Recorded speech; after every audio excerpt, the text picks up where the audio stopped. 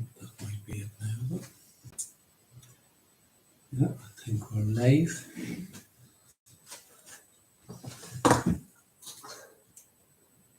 Yeah, that looks good. Good morning, everyone. In fact, it's good afternoon. Apologies for that. Thank you once again for joining us as we continue our Justice for Aaron Brady campaign. It's our internet this morning again. I think everything's okay. We're good to go. Okay, so this morning is important for a number of reasons, and indeed, I hope we can show how vitally important it is when we call out this sloppy journalism, selective journalism. An article in last week's Sunday World created by, I do believe it's the senior crime editor, Eamonn Dillon. And it is very much a microcosm of how the prosecution and Garda Síochána creating a false narrative, to create a story that simply does not exist. So we're going to go to the art, and this is from, this is from February the 5th. So this is last Sunday. And it's quite an extensive double page spread. I think, yeah, you can see it there on the screen. And initially, apart from the words in it, the layout of this article is very important.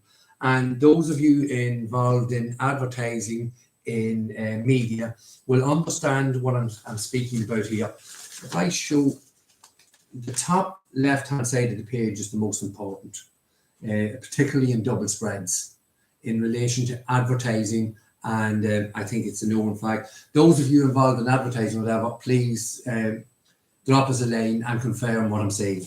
And then, unfortunately, Mr. Dillon has dropped Detective Donohue's picture down to the bottom right of this article. And again, the big headlines there is Creeper Gang. So we can see here immediately the mother of Detective Garda Adrian Donohue has been relegated to the bottom right and put in the prime position for the A-line of the reader. On the left-hand side, at the top of the left-hand side of the article, is Creeper Gang. So I need people to understand exactly what's happening here, because this is what is happening in the court in the last 10 days. They are relegating the mother of Garda and highlighting some creeper burglaries. Now, from the very outset, when I published the first video back in October 2020, so over 2 years ago, I said at the very outset, our son Aaron Brady is no saint. Our son Aaron Brady had nothing to do with the murder and robbery at Lordship Credit Union. Those two statements stand firm to this day, and we've stood over those statements. In relation to what Aaron was involved with the diesel laundering and his involvement with cars. We've always said that. We've never denied it. We've never sugarcoated anything. And we've made nearly 200 videos now. And to date, even the likes of Mr. Big Stones and his cohort of friends who say defamatory things about Aaron and our family do exactly that. They say defamatory things, but they haven't one scintilla of a comeback against anything we've said in nearly 200 videos. So I want the public to be very aware of how this case is going to be tried as it moves forward. Because this article here leaves us in no doubt whatsoever where this is heading. And unfortunately, the picture on the bottom right, I think, highlights that. In today's Sunday World, now I've flicked through it, Mr. Dillon must have gone on holidays. He's missing in relation to the murder and robbery at Lordship Credit Union. Not really sure. There must be a number of journalists away on some sort of junket, because this week we haven't been blessed with the attendance of Owen Reynolds, Schiller, Bracken, Paul Reynolds, a lot of very esteemed high-profile crime journalists are missing when it comes to giving some of the details given this week by a number of people who were victims of burglary. And then we move on to the people in the credit union who had to relive that horrific night back in January 2013. A number of people who are victims of burglary give some details of people to scene, suspects or something to scene during the course and in and around the time these burglaries took place. And I have it written in the description below. 3 of the descriptions we got from people for burglaries were locks were popped. This is a word you're going to hear a lot of in court, and I have no doubt when the evidence gets into more detail in relation to the burglaries, we're going to hear this word popped quite a bit. So just to warn you of that. So the 3 details, the 3 sightings are as follows. An 18-year-old skinny face lad he looked Polish. I don't know, is there an ethnic identification? I'm not so sure, but some people do believe that someone looks Irish, looks Polish, looks Romanian, looks Russian, whatever. I don't know, but that is what we were told. Then we have another theft, and the assailant or the thief is 16 to 17 stone in weight, with a big shoulders and a bodybuilder's neck. And that was quite detailed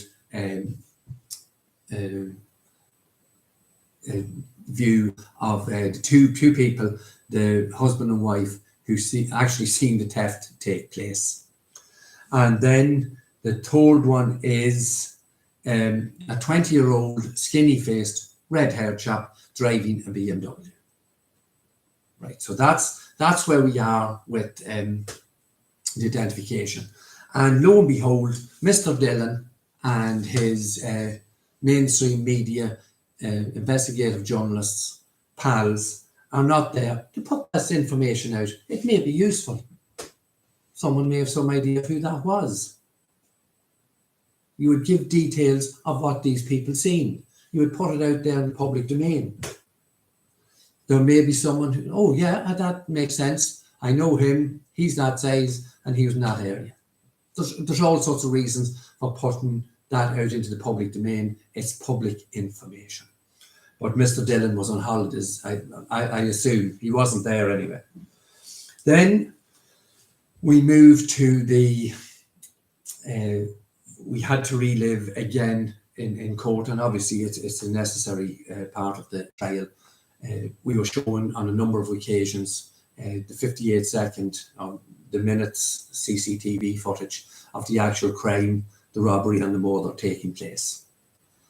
And again, for that fact that these people had to go through this again, the workers, and for everyone in the court, you know, to sit and watch that minute of video and know what happened at that time. It's unpleasant for everyone, and no one wanted that to happen or ever be a situation or a scenario that would ever have to be relived. But nonetheless, some of the credit union workers have given their evidence. And it was reported, I will have to say, Paul Nealon was there, a reporter. I think Paul Nealon is only a court reporter as such. I'm not sure if he's a crime investigator. Mr. Nealon will be hearing from our legal team shortly in relation to other articles he's written and mistakes, let's say, he's made in his text. But the absence of the mainstream media here and all these big names is, the silence is absolutely deafening. For this reason is the Mary, the credit union worker, stated clearly that as was her statement back in 2013. She made a number of statements in 2013 and even went into the middle of February 2013, almost 4 weeks after the Northern robbery. And she confirmed again over 10 years later. I have been over and over that night in my head, and I am still in the same place. I still think it was a woman driving the car. Now, in a situation where Mr. Dillon reported last week, I'm just going to take a couple of paragraphs from him in this case, in this article. The prosecution case is that while no one can be directly linked to any singular burglary, that many threads of circumstantial evidence show a conspiracy to carry out the burglaries between the men. So there's telling us there's evidence that there is no evidence. Mary gave us evidence. Real evidence. Physical evidence. Mary was extremely articulate. She was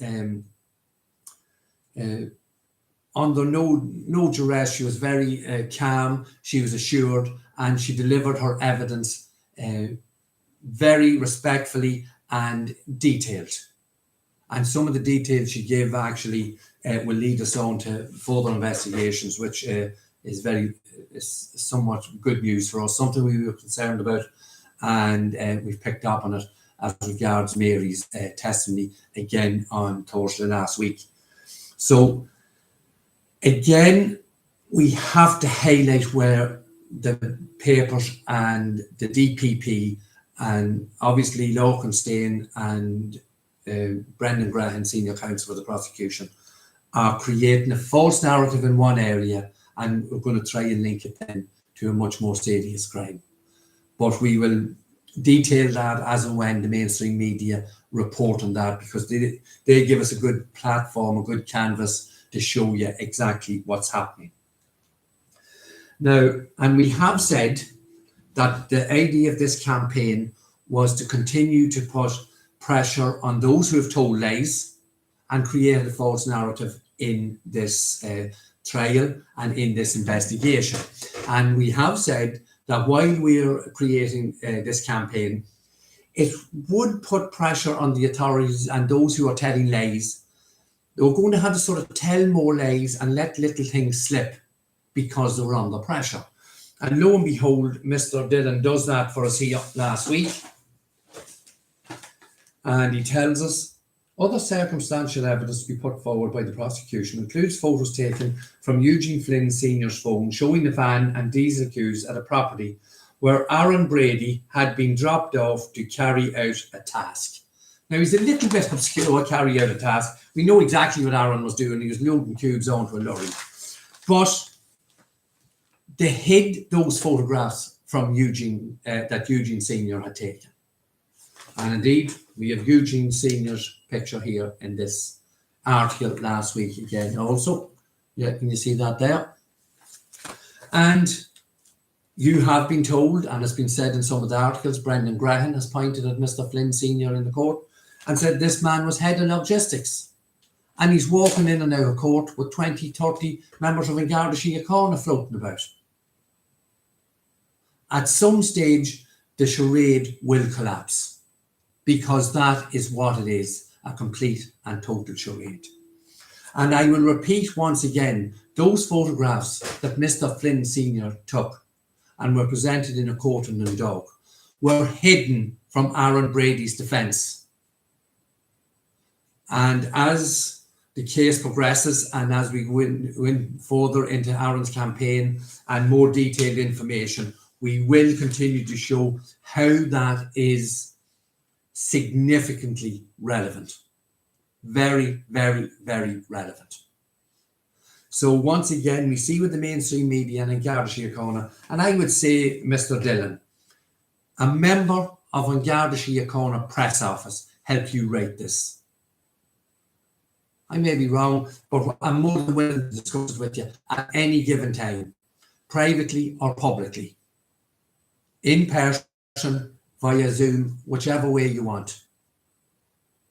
because that paragraph you have written there is vital. If Aaron Brady was dropped off to do a task because of the anchor points we do have with genuine CCTV footage is not tampered with and phone evidence, if that statement you have made, Eamonn Dillon, is correct, Aaron Brady could not have been, or James Flynn could not have been in Lordship Credit Union car park at 8:50 on Friday, the 25th of January 2013. So I'm saying this is why you and the legacy of Mr. Dillon were not in the court this week, because you are censored, and if you report on anything and make a little slip like this, it shows that the Brady campaign is correct and we are telling the truth. Has anyone come back to us, and I'm sure the prosecution, members of Garda Síochána, I know a number of members of Garda Síochána are watching the article, one or two are watching the campaign, one or two have mentioned it, a number of prison officers have mentioned it. So we know the authorities are watching it, and nobody, every one of the senior journalists in Ireland are getting notification of every video we create, and nobody has come back to say what we're saying is incorrect. Brendan Graham made some stupid comment that we may be in contempt of court because I put up on screen some transcript from my own son's trial. That's my opinion, and I'm there to be contradicted. And again, if anyone wants to discuss that publicly or privately, yeah, we're more than willing to do so.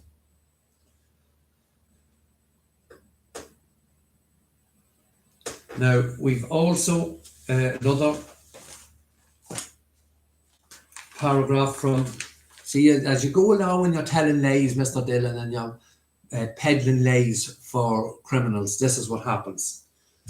A dark coloured 5 Series BMW, similar to the one used by James Flynn with a modified rooftop, was seen braking hard at 10 p.m. on the night of the robbery at a bend in the same area. So we're talking here about the burn site, and the information you're saying similar to one used by James Flynn. We have created a number of videos on the female driver. We have created a number of videos on the BMW at the burn site. And the details in those videos are correct. The details in those videos are fact. And this bullshit you are peddling, Eamonn Dillon, is lies. It is wrong. It is factually incorrect. It has no substance. There's not a scintilla of evidence to back up what you're saying in the vast majority of this newspaper article. And again, as I say,